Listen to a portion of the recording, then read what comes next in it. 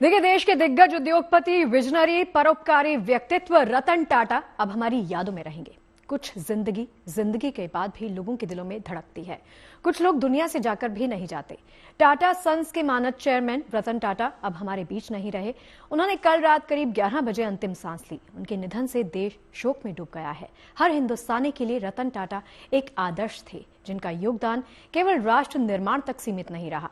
वो लाखों लोगों के अभिभावक भी थे जिसने उनके कंपनियों या उनके साथ काम किया है। रतन टाटा से उनका रिश्ता हमेशा के लिए बन गया। रतन टाटा के जाने के बाद आज सबकी दुनिया सूनी हो गई है। देश अपने अनमोल रत्न को खोकर बहुत दुखी है, क्योंकि वो सच्चे मानवतावादी और राष्ट्रवादी माने जाते थे।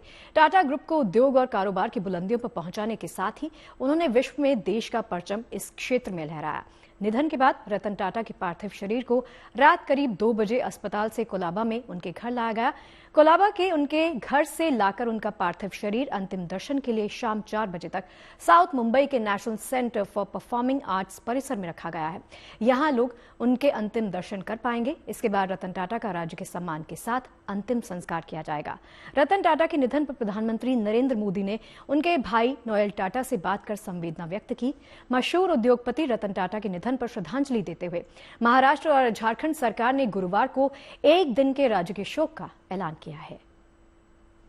देखिए, देश के जाने माने उद्योगपति रतन टाटा अब हमारे बीच नहीं रहे। 86 साल के रतन टाटा ने मुंबई के ब्रीच कैंडी अस्पताल में अंतिम सांस ली। टाटा ग्रुप को ऊंचाइयों पर पहुंचाने में रतन टाटा की सबसे बड़ी भूमिका रही। उन्होंने देश और आम लोगों के लिए कई ऐसे काम किए जिसके लिए उन्हें हमेशा याद किया जाता रहेगा। आइए एक नजर डालते हैं रतन टाटा के जीवन के सफर पर।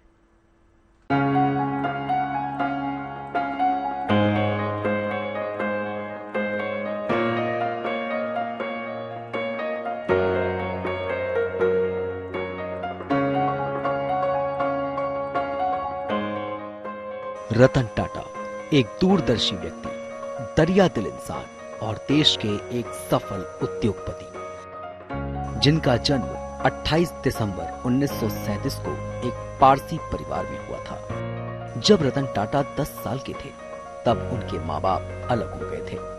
उसके बाद उन्हें J.N. पेटेट पारसी अनाथालय से उनकी दादी नवाज बाई टाटा ने औपचारिक रूप से गोद ले लिया था। आलिशान घर में पले बढ़े होने के बावजूद रतन टाटा बेहद सौम्य और विनम्र स्वभाव के धनी थे। उनकी इसी खूबी ने उन्हें उद्योग जगत के शीर्ष तक पहुंचाया।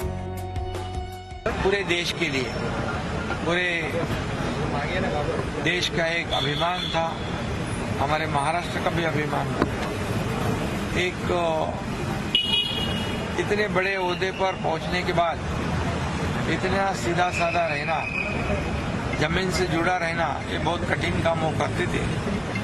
मैं जब मुख्यमंत्री बनने के बाद पहले उनके घर गया था, तब मैंने उनको देखा। मेरे से जो बात किया उन्होंने, जो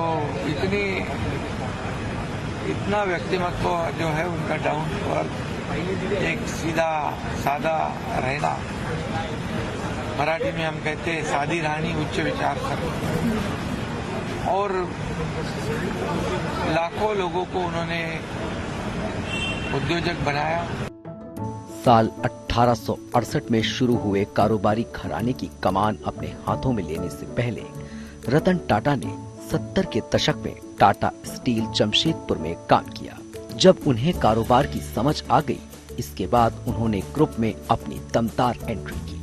साल 1991 में रतन टाटा ने पूरे ग्रुप की कमान अपने हाथों में ले ली थी। वो 1991 से 2012 तक ग्रुप के चेयरमैन रहे और अक्टूबर 2016 से फरवरी 2017 तक अंतरिम चेयरमैन थे।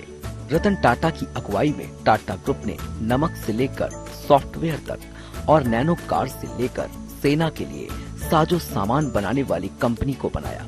इतना ही नहीं, उनके नेतृत्व में टाटा समूह ने कई बड़ी कंपनियों का अधिग्रहण भी किया। अपनी मेहनत और काबिलियत के बूते उन्होंने टाटा ग्रुप को साल दर साल नई बुलंदियों पर पहुंचाया।